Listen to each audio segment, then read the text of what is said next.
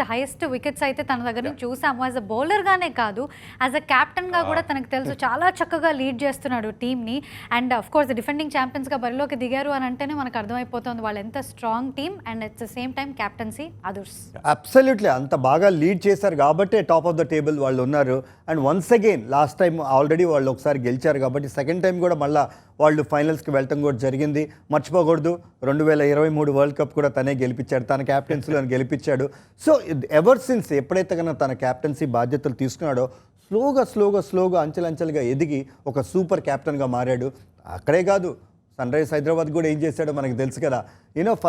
రావటంతోనే SRHని ఫైనల్స్కి తీసుకెళ్ళాడు. So he understands the players. ఏంటంటే తను బేసికలీ ఒక సూపర్ స్టార్ కానీ but he is very much approachable. అంటే మనకు తెలిసిన ఇన్ఫర్మేషన్ ఏంటంటే కనుక is very much approachable. Players అందరూ కూడా ఈజీగా వెళ్ళి మాట్లాడే సార్ట్ ఆఫ్ అ క్యాప్టెన్ కాబట్టి బాగా జెల్ అవుతాడు. అండ్ తన స్ట్రాటజీస్ కూడా అబ్సల్యూట్లీ ఆన్ ద స్పాట్ కొన్ని నిర్ణయాలు తీసుకోవాలి. ఆ నిర్ణయాలు కూడా మంచి హోంవర్క్ చేసే క్యాప్టెనే అట్లాంటి నిర్ణయాలు తీసుకోగలడు. కాబట్టి డెఫినెట్గా is one of the best captains around.